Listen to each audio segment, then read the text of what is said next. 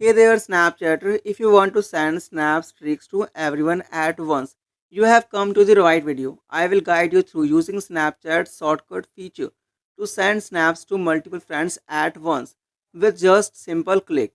So friends, to create a Snapchat shortcut, open your Snapchat and go to the chat section. Tap the three dots at the top of the page. Tap new shortcut option. Choose an emoji for your shortcut.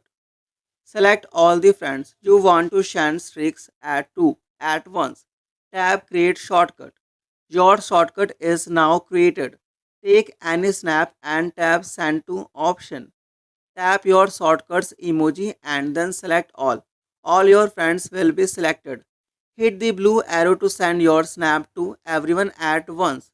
And guys, you can edit or delete your Snapchat shortcut by tapping the plus icon, selecting your shortcut and then tapping the three dots to edit or delete it.